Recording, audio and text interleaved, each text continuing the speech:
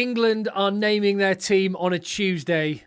I love it. I am here for it. England have their swagger back. There is confidence around. It feels like fans are optimistic. Of course, the flip side of that is the air will be let right out of the balloon unless England get a win against New Zealand this weekend. It's going to be an absolute banger of a test match at Twickenham.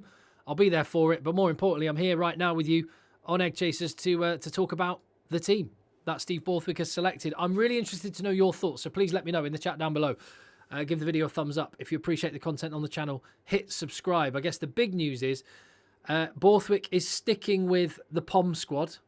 I can't think of a better name for it. I don't just want to call it the Bomb Squad, but that is what it is. And actually, you can't call it the Bomb Squad with England because the Bomb Squad is George Ford and Freddie Stewart and Tom Roebuck.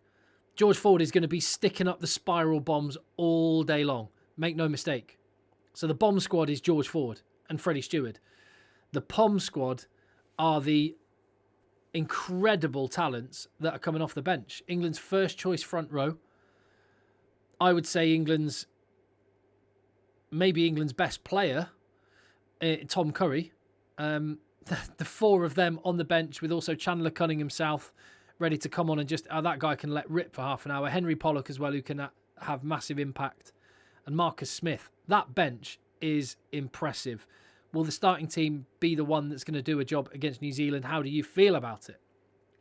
And if you can come up with a better name than the POM Squad, I can't think of one. So POM Squad it is. Yeah, on George Ford, I mean, go back and look at the videos on this very channel.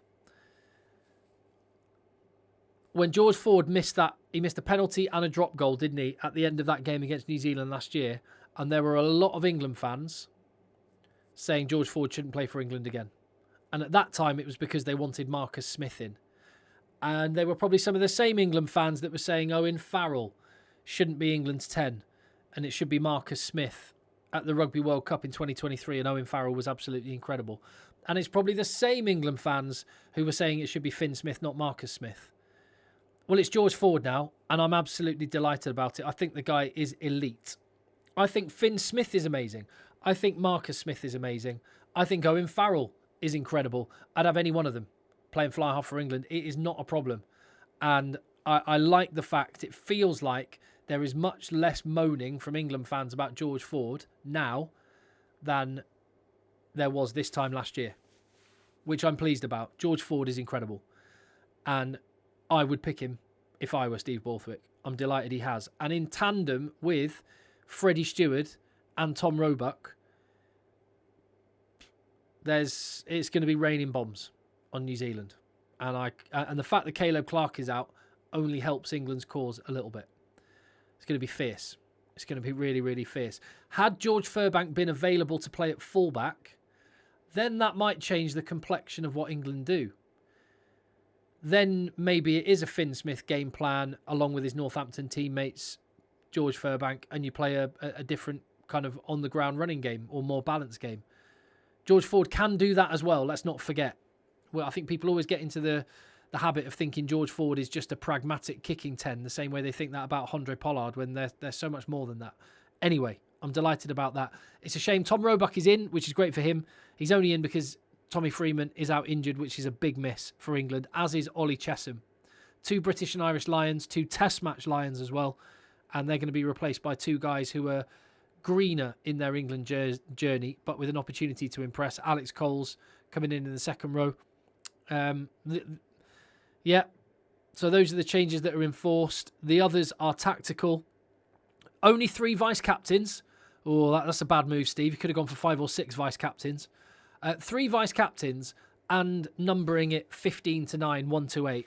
That's how to make all other countries dislike you. I mean, let's be honest, every neutral is supporting New Zealand anyway. England fans, we're used to that. Everyone's second favourite team after their own is whoever's playing England. I know this. It's absolutely fine. Centres, I think this is a really interesting one, and it's a big game for Fraser Dingwall. I do like that Steve Borthwick is persisting with it. Fraser Dingwall's been the consistent through the November, through the 3 test matches so far. Ollie Lawrence came in last time, and he's continuing with that pair in this game. And I like that. I do think, however, that it's a little bit like the Billy Proctor situation with New Zealand.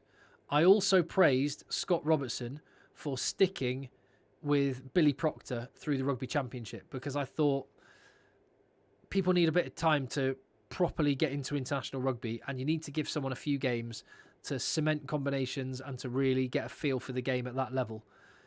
With Billy Proctor, he was given lots of opportunities, didn't take them, and now Quinn Tupaia and Lester Fainga-Anuku are above him in the pecking order. And it's going to be interesting to see if that happens with Fraser Dingwall or not. I think people talk about him as a glue player and he makes other people look better.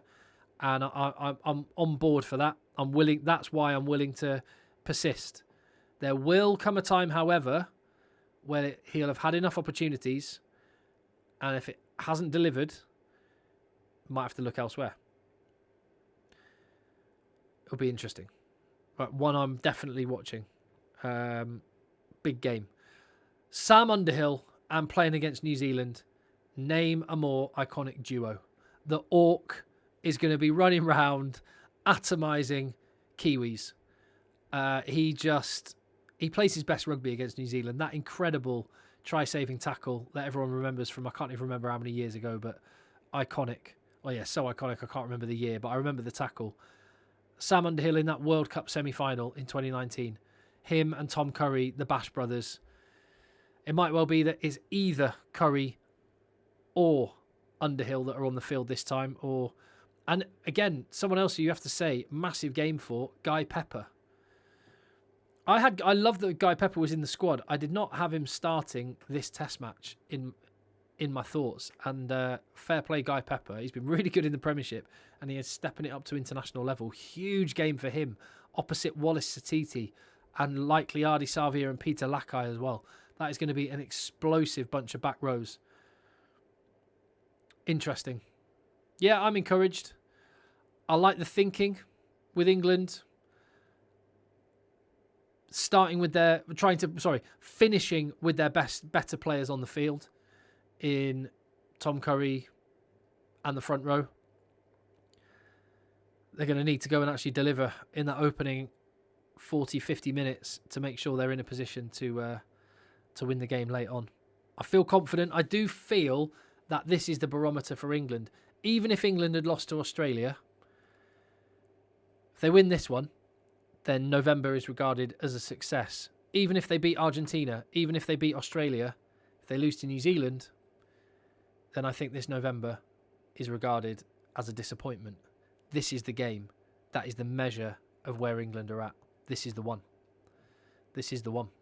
Because of that defeat a year ago, the 2 close matches in New Zealand, 3 tight defeats when they should have won at least one of those games, maybe 2.